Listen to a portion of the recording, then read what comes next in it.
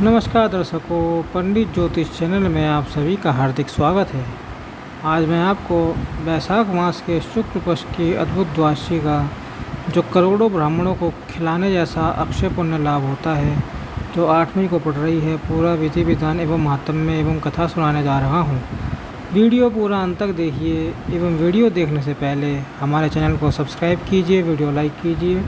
WhatsApp, Facebook, Instagram एवं सभी प्रकार की सोशल नेटवर्किंग साइट्स पर हमारे वीडियो को अधिक से अधिक शेयर भी कीजिए और साथ ही सब्सक्राइब बटन के बराबर में जो बेल आइकन है उसको भी दबाकर ऑल नोटिफिकेशंस को ऑन कर लीजिए, जिससे कि सनातन धर्म से संबंधित सभी प्रकार की जानकारी एवं वीडियो आपको मुफ्त में एवं समय से प्राप्त हो सके।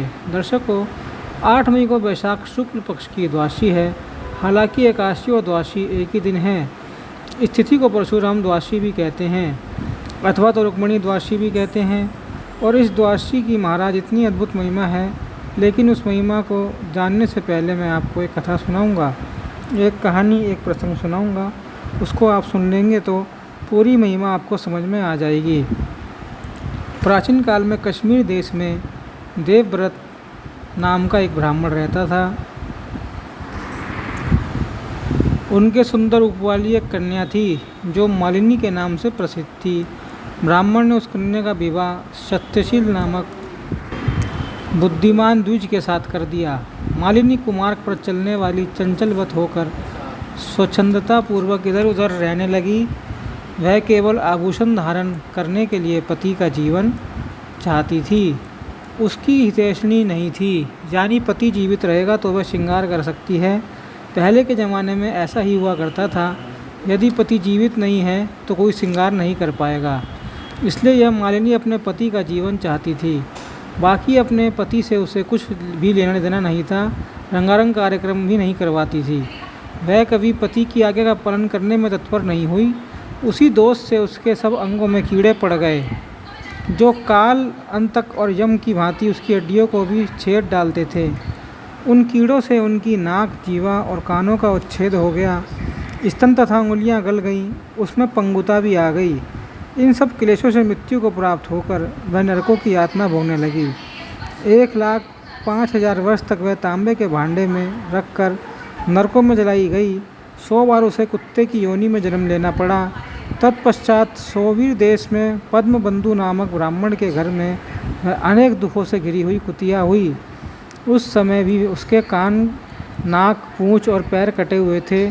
उसके सिर में कीड़े पड़ गए थे और योनियों में भी उसे कीड़े पड़े रहते थे।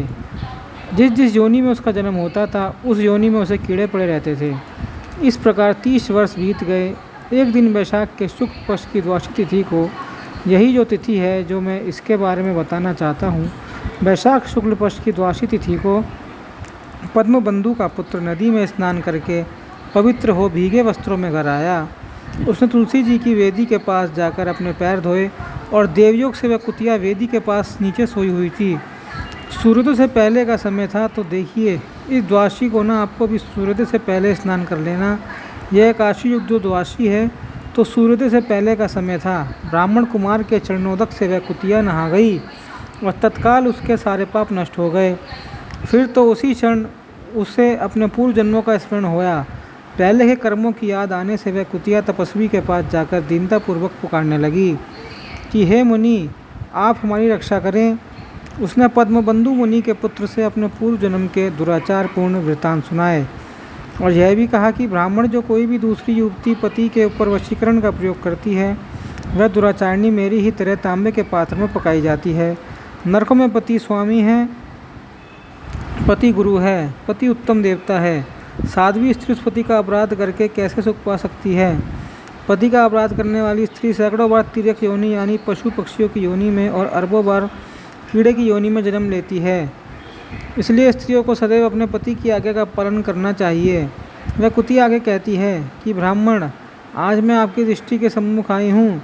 यदि आप मेरा उद्धार नहीं करेंगे तो मुझे पुनः इस यातना पूर्ण घृत योनि में दर्शन करने पड़ेंगे, यानी फिर से मुझे जन्म मरण के कुतिया बनना पड़ेगा। अतः विप्रवर, मुझ पापाचारणी को वैशाख मास के शुक्ल पक्ष के अपने पुण्य अर्पण करिए, मुझे इस दुख से उबार लीजिए। आपने जो पुण्य की वृद्धि करने वाली द्वादशी की है, उसमें स्नान किया है, जो दान किया है, जो अन्न भोजन कराने से जो पुण्य हुआ है, उससे मुझ दुराचारणी का भी उद्धार हो जाएगा। हे महाभाग, हे दीन वत्सल, मुझ दुखिया के प्रति दया कीजिए। आपके स्वामी जगदीश्वर जनार्दन दीनों के रक्षक हैं, उनके भक्त भी उन्हीं के समान होते हैं। दीन वत्सल, मैं आपके दरवाजे पर रहने वाली कुतिया हूँ, मुझ दीना के प्रति दया कीजिए, मेरा उद्धार कीजिए। अंत में मैं आप द्विजेंद्र को नमस्कार करती हूँ। कुतिया का वचन सुनकर मुनि के पुत्र ने कहा, हे कुतिया, सब प्राणी अपने किए हुए कर्मों के ही दुख रूप फल भोगते हैं। जैसे सांपों को दिया हुआ शर्करा मिश्रित दूध केवल विष की वृद्धि करता है, उसी प्रकार पापी को दिया हुआ पुण्य उसके पाप में सहायक होता है। मैं तुझे कोई पुण्य नहीं देने वाला, चल जा यहाँ से। मुनि कुमार के ऐसा कटु वचन कहने पर कुतिया दुख में डूब गई और उसके पिता के पास जाकर आर स्वर से क्रंदन करते हुए बोली कि हे पद्म बंधु बाबा, मैं तुम्हारे दरवाजे की कुतिया हूँ, मैंने सदा तुम्हारी जूठन खाई है, मेरी रक्षा करो, मुझे बचाओ। ग्रस्त महात्मा के घर पर जो पालतू जीव रहते हैं उनका उद्धार करना चाहिए, यह वेद देवताओं का मत है। चांडाल कौवा कुत्ते या प्रतिदिन ग्रस्तों के दिए हुए टुकड़े खाते हैं, अतः उनकी दया के पात्र हैं। जो अपने ही पाले हुए रोगादि से ग्रस्त एवं असमर्थ प्राणी का उद्धार नहीं करता, वह नरक में पड़ता है, यह विद्वानों का मत है। संसार की सृष्टि करने वाले भगवान विष्णु एक को कर्ता बनाकर स्वयं ही पत्नी पुत्र आदि के ब्याज रूप से समस्त जंतुओं का पालन करते हैं, अतः अपने पोष्यवर की रक्षा करनी चाहिए। यह भगवान की आज्ञा है। दयालु होने के कारण आप मेरा उद्धार कीजिए। दुख से आतुर हुई कुतिया की यह बात सुनकर घर के अंदर बैठा हुआ वह मुनि पुत्र तुरंत घर से बाहर निकला। इसी समय दयानिधान पद्म बंधु ने कुतिया से पूछा कि यह क्या वृत्तांत है, तुम क्या कहना चाहती हो, पूरा खुलकर कहो। तब पद्मबंधु के पुत्र ने सभी कुछ बता दिया। तब पद्मबंधु ने कहा कि बेटा, तुमने कुतिया से ऐसा वचन क्यों कहा? साधु पुरुषों के मुँह से ऐसी बात शोभा नहीं देती। वत्स, देखो तो सब लोग दूसरों का उपकार करने के लिए उद्यत रहते हैं। चंद्रमा, सूर्य, वायु, रात्रि, अग्नि, जल, चंदन, वृक्ष और साधु पुरुष सदा दूसरों की भलाई में ही लगे रहते हैं। दैत्यों को महाबली जानकर महर्षि दधीचि ने देवताओं का उपकार करने के लिए दयापूर्वक उन्हें अपने शरीर की हड्डियों तक का दान दे दिया। महाभाग, पूर्व काल में राजा शिव ने कबूतर के प्राण बचाने के लिए भूखेबाज को अपने शरीर का मांस दे दिया। पहले इस पृथ्वी पर जीमूत वाहन नामक राजा हो गए। उन्होंने एक सर्प का प्राण बचाने के लिए महात्मा गरुड़ को अपना जीवन समर्पित कर दिया। इसलिए विद्वान ब्राह्मण को दयालु होना चाहिए। क्या इंद्रदेव शुद्ध स्थानों में ही वर्षा करते हैं, अशुद्ध स्थानों में जल नहीं बरसाते? क्या चंद्रमा चंडालों के घर में प्रकाश नहीं करते? अतः बार बार प्रार्थना करने वाली इस कुतिया का मैं अपने पुण्य से उद्धार करूंगा। और बेटा, तुम भी समझ जाओ, परोपकार जैसा परम कार्य कुछ नहीं है। इस प्रकार पुत्र की मान्यता का निराकरण करके परम बुद्धिमान पंत बंधु ने संकल्प किया कि कुतिया ले, मैंने द्वादशी का महापुण्य तुझे दे दिया। ब्राह्मण के इतना कहते ही कुतिया ने सहसा अपने प्राचीन शरीर का त्याग कर दिया और दिव्य देह धारण कर दिव्य वस्त्र आभूषणों से सजी हुई ब्राह्मण की आज्ञा ले स्वर्गलोक को चली गई। वहाँ महान सुखों का उपभोग करके इस पृथ्वी पर भगवान नारायण के अंश से उर्वशी नाम से प्रकट हुई। कितनी अद्भुत महिमा है इस द्वादशी के व्रत का और इसके पुण्य का, यह आपने अभी कथा के माध्यम से सुना।